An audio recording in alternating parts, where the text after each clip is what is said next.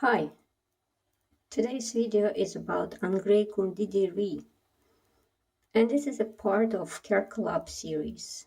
And the other channels that will be uploading the video about Angraecum didierii are Diana, Ed's Orchids, and Ninja Orchids. So I have a little plant of Angraecum didierii right here. I got it as a little keiki from ResQuetzal. When I think a couple years ago, every spring we have a plant trade where we swap divisions or keikis or sometimes even blooming sized plants. And she has Angraecum didierii, really good one. It blooms for her. It grows a amount of roots that I've never seen on a plant. And so her plant created a keiki and she gave it to me. So I'm pretty sure this plant has a good genetics. It should be able to bloom, and it does produce me a lot of roots. Look, and the roots are really fat and really sturdy. I like it. Now, I'm not sure when it's blooming size. I know that in my care it grown a lot, but I'm not sure if it's blooming size already or still a baby. I don't know, don't have too much experience with that. But the way I grow it is, I know that this is a species from Madagascar and it lives there in humid conditions. So I grow it inside of my tank here. It's beside the fan, and it is pretty close to the light because it can tolerate a bright light, even some direct sun. That's what I read. And the other thing I know about Angraecums is that they hate being repotted. So it's probably not only this Angraecum didierii, but any Angraecum. If you repot it, might set it back 1-2 years, so it won't bloom for 1-2 years. That's what I heard. I don't know if it's a myth or not. So when decided how to grow this little plant, I thought that with mounting, I wouldn't need to repot it.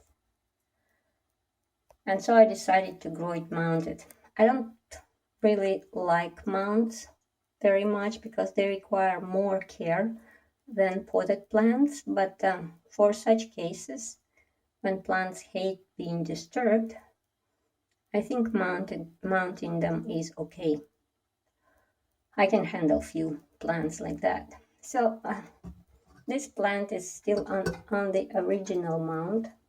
Of course, now it's bigger.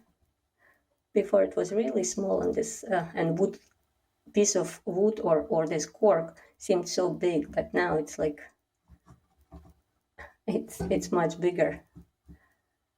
But I think it can still live on this mount for a while. The good thing with mounts is that when this moss becomes old, you can kind of pick it out and then put the fresh moss instead, or maybe just don't put any moss. Like in my conditions here, I don't even need moss. See, this is my bulbophyllum, and the new bulbs don't even need the moss because it's humid in here. So this plant does not need rest period to produce the blooms. That's what I found. But it does need a difference between day and night temperature. To accommodate for this, I do open the tank doors for the night. Not totally open, but make a gap. So during the day, temperatures get higher in here because of the lights working. And so in the winter, they go to 23 degrees, 25 sometimes. And during summer, they go up to 27, 28 degrees. But at night, because ambient temperatures in the house, usually around maybe 18 to 20 during winter, and we keep about 20 to 23 because we have air conditioner during summer. So opening the doors provides this little colder temperatures, I think, during the night. And so hopefully it will be good enough to produce the bloom on this plant at some point. Now, if it grows larger and it still doesn't bloom, maybe I'll try to take it out of the thing. Maybe the difference of temperatures is not enough to produce the flowers. So I would be really curious to see what the other channels, the 3 channels that are doing Kerkalab, what they do to make their Angraecum didierii bloom. Because I'm not sure what else should I do for that. And I do fertilize it all year round. And I use my usual fertilizer, Dynagrow, Orchid Pro, and I dilute it at the half recommended strength, and I just provide it on each watering. And so this plant grows pretty healthy for me. And I actually, in a couple of years that I had it, I had absolutely no problems with it. So it's kind of